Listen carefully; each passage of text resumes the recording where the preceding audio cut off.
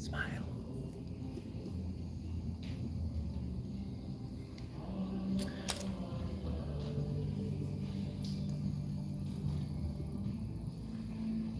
Right, what is going on, everybody? Thank you, everyone, for joining us on this live stream lesson with Anna Kovalova. Today, Anna will be answering subscribers' questions to different Latin actions that they're having trouble with, or maybe they need a little bit more clarity on. Is that why we're here, Anna? Yes. I'm ready to answer to all your questions, guys. I'm here for you. All right, so we're going to start off with a question from Teo. Hello, Theo. And Teo wants to know, and hopefully I've phrased this right, Teo, since you're watching this, is Teo wanted to know that in cha-cha, do you dance with your center higher than you do in rumba, as he's struggling a little bit to keep on time in his cha-cha, and perhaps that's the factor that will help him out? Well, of course, we always should have to keep our center engaged, and of course, depends on the timing and depends on the speed. Our center in rumba slightly lower than in cha-cha, especially when we have syncopated timing or we have something fast, for example, fast swivels. We tilt our belly button much higher to achieve better speed. In rumba, music allows us to transfer our body weight and our center with more time, because we have a slower music.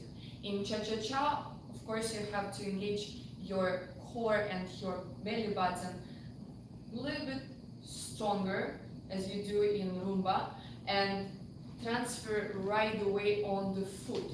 But at the same time, try to do not lock your hips. Your hips has to move with the freedom, so you shouldn't lock your pelvic at the same time when you engage your center. And let's say if we talk about the swivels, if I have a swivels in rumba, I have a time to transfer my body weight with the slightly higher position in my center, and then not release but lower and melt my body weight down to the floor to rotate.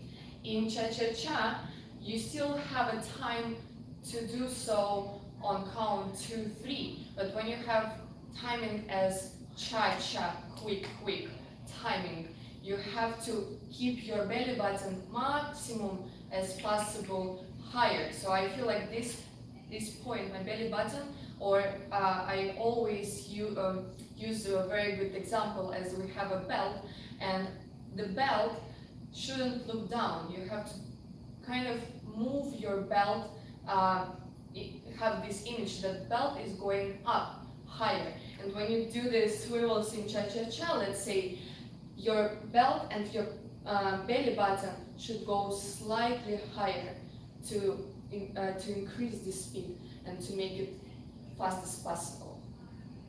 So all depends on the timing, and you have to exactly know. You have a slow moment, then you can take it with you can take it kind of easy. Or if you have a quick timing, the quick timing, you have to engage your core and your belly button as much as possible, and yes, slightly bring it higher. Perfect. Thank you.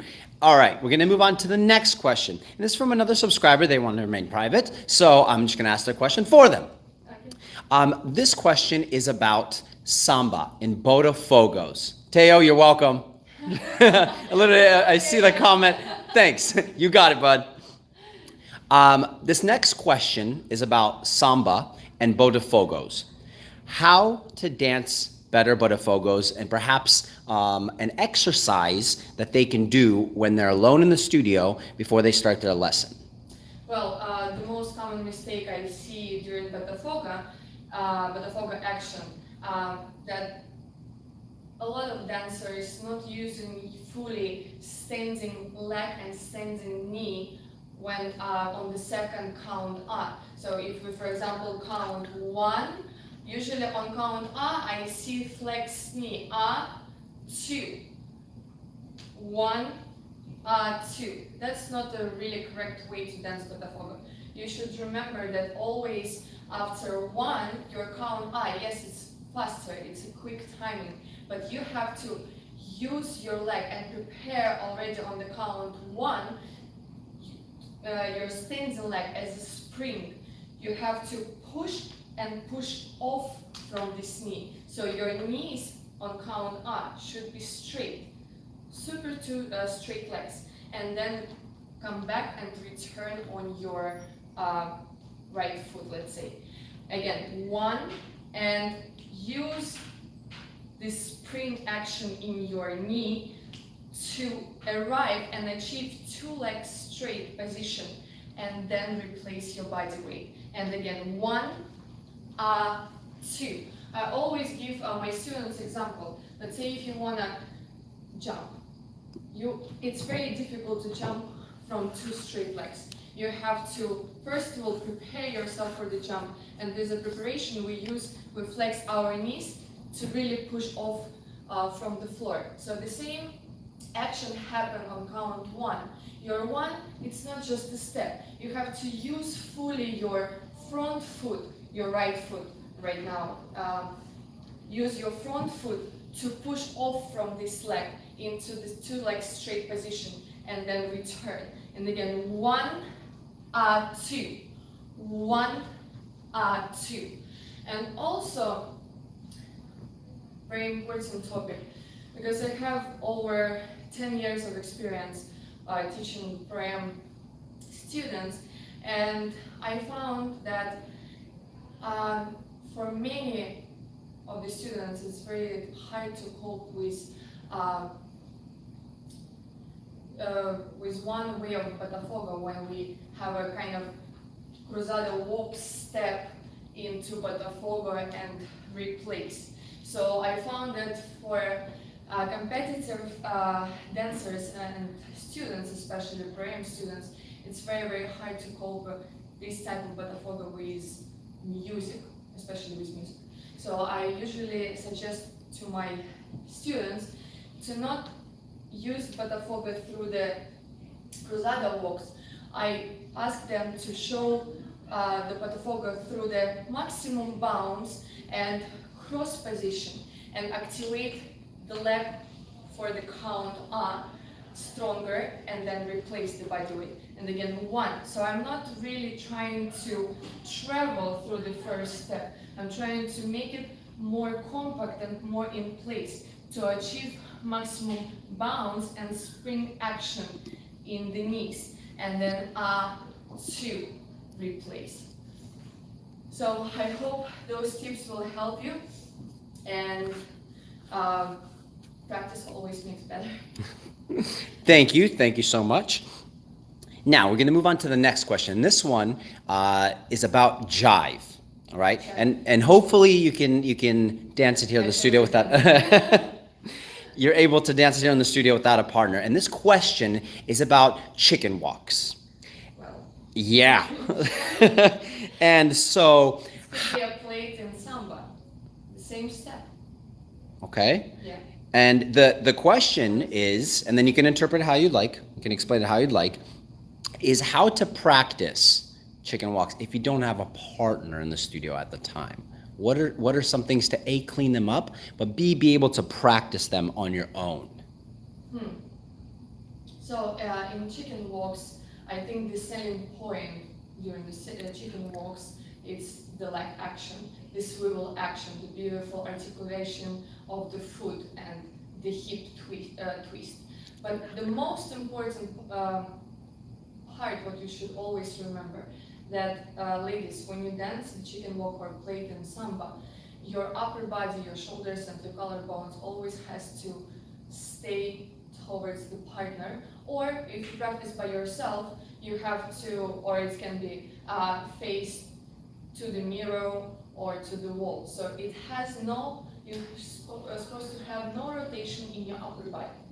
We want to see only a beautiful footwork and hip rotation on the foot, no upper body action. You should isolate your top part till the rib, and keep it always front.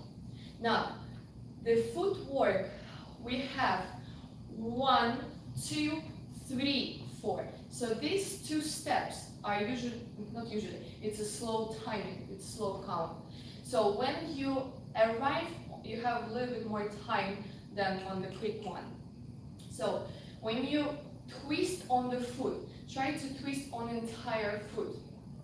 Do not lift your heel up yet. So on the slow action, you should arrive on the ball and flat. So it's ball flat action, ball flat rotation. So find the floor in your ball through the toe to your ball, and now when you transfer your body weight and you're ready to rotate and twist pivot on your foot, put your heel down. And again, toe, ball, and now from here, when you're ready to transfer your body weight, put your heel down. With the slow counts, believe me, you have this time, and you have time to show your footwork and heel arrival and this beautiful pivot. With the quick timing, I not really recommend to put the heel down. So on the quick one, quicks, you have to always be on the ball, body weight on the ball. Quick, quick, quick, quick, quick, quick. So if we dancing, you can see it from the side. So you can see how I arrive through the slow timing on my heel and the pivot on my foot through the heel. And when I do the quick one, I do not put my heel down on the floor. So again, slow, slow, quick, quick, quick, and slow, slow, quick, quick, quick. At the same time, you can use the bar, or you can have a cup of water in 2 hands or 1 hand. So it also will give you a lot of concentration and a lot of motivation to not rotate your upper body much. So if, for example, you have this amazing bar in the studio or at home, even better, you can hold just slightly on the bar and keep your center toned maximum. So hips are not behind. You have to tight your core, tight your hip muscle. Put your right hand on the bar. The left arm I suggest to keep on the waist, so it will help you to not rotate your upper body much. And one more time. Slow, slow pivot on the ball foot, flat footwork. And now quick, quick, quick on the ball. And again, slow, slow, quick, quick, quick. At the same time, if we will return to our center position question, here is a great explanation during those steps how you can manage your center level. When you have the slow steps on the 1 and 2, you have a time to collect your center when you are ready to push off from the foot. And now land and ground it yourself through the pivot.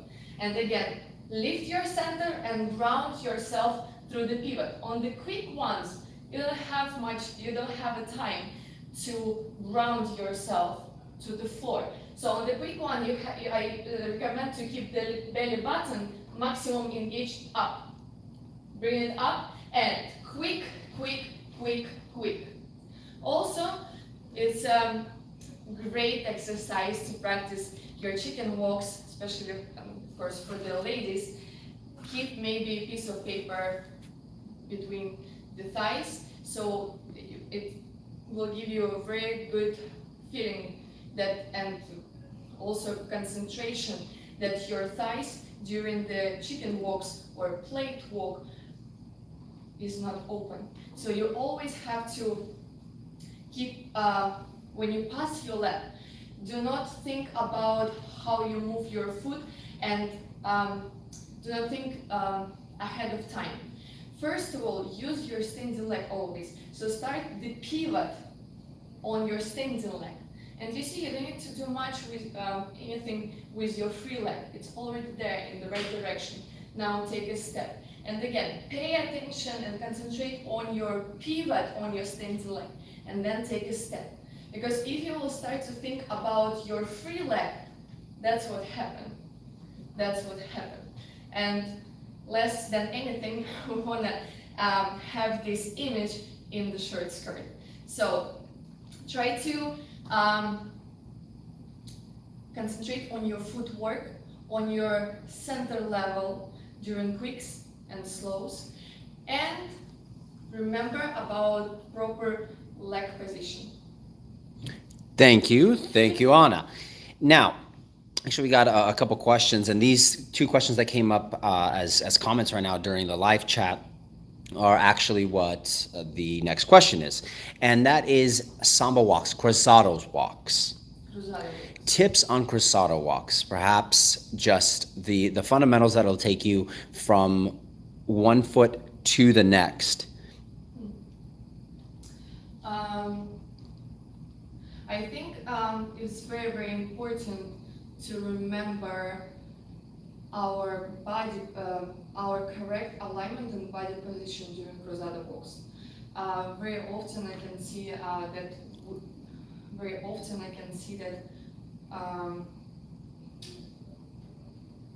when the walk happens, I can see that hip, or I don't know, center is kind of ahead of upper body, and that's not a really nice line, let's say. So you should always remember, when you collect your feet, when you collect your leg, when you pass in the leg, you started from your pelvic and you started from the center. So you basically, you collect the foot through the hip action. And now, when you prepare your foot to go, do not go with slide with your foot and with the center. That's not the correct position, correct step. Try to remember when you prepare your foot that you engage your belly button much more stronger to the back, to your low back. So you kind of like squeeze everything in. And now when you take a step, when you slide into the step, you move everything forward except your belly button and your low back. The low back is always kind of stretching backwards. And again, you collect through the center, through the hips. You prepare your foot. Now, that's the moment when you, between two straight legs, engage your belly button, glue it into this back, to the spine. And now when you slide into the step, keep it even more in. So that's the right line to achieve during Cruzado walks. So your upper body leads you, not your legs and not your center. So it's very important to achieve and control the right body position. Your chest and your knee forward, your tummy and your low back backward, and also your back foot as well. And tip number 2, I would say that you always have to control your body weight in 2 legs, not only on 1 leg. Very often, again, the common mistake. To go along the side with that is, how much do you slide your front foot forward in that walk? How much I stretch my body and how much I stretch my standing foot. So I slide my foot through the heel, to be honest. So I'm not sliding my foot through the toes, because here I have no limit. I can slide forever into the split position. For me, it's important to see that your front foot is slightly rotated. I know many teachers, some of the teachers teach students, dancers, to dance in the straight position. In my experience, I have experience over 23 years as a ballroom dancer, and especially for the females, I don't find this helpful. I don't find this competitive enough as a look. And also for the balance, I found for myself, I can speak only personally, only for myself, I found it's not stable because I have a I have a high heel, very high heel, and I think highest one, and I just cannot control my balance really well when I on this straight foot position. Plus, I don't really found this position attractive in any shape or form, and this position usually makes your leg look not really pretty as a leg. So I slide only my heel, and I slide my heel to arrive on the foot. I will not slide forever. I slide my foot for a reason to arrive on the leg. And at the same time, I move my knee in. So I kind of engage my inner thigh in. So I twist my foot. That's what gives me a really good balance. Actually, any type of opposition in your body, in your legs, gives you a great balance. So that's also like for rumba, for cha-cha, or for samba, that's also one of the reasons why my foot is just slightly turned out. Because I work my foot, my toes slightly turn out, which makes my legs prettier. But my thigh, I move it in. So these oppositions give me a great balance, and plus I achieve a better rotation in my free or back leg. Thank you so much, Anna. Thank you so much for doing this live stream lesson with Dance Today. Let's actually tell everybody about your new company. Okay, so first of all, thank you for watching. Thank you, Dance Today, for having me. My followers knows that right now, currently, I have a crazy busy schedule. I'm flying almost every week. But I found the time for you guys, and I found time for the Dance Today. I really appreciate everything what Dance Today doing for the dance community. Let's grow bigger and stronger. It's already best in the world, and I wish Dance Today is just all the best and growing bigger and bigger every single time. Thank you. You're the best, Anna. Thank you. Guys, if you are looking for a new Latin or American smooth dress, Anna's company, La Femme, she designs and creates some of the most stunning dresses, not only for Pro-Am dancers, the top Pro-Am dancers in the world, but for professionals as well. So if you want your free consultation, follow her at lafemme.us. There's going to be a link in the description. Point where the description is. Where's the description? Down below. Down below. Make sure to follow and message her there to get your free consultation.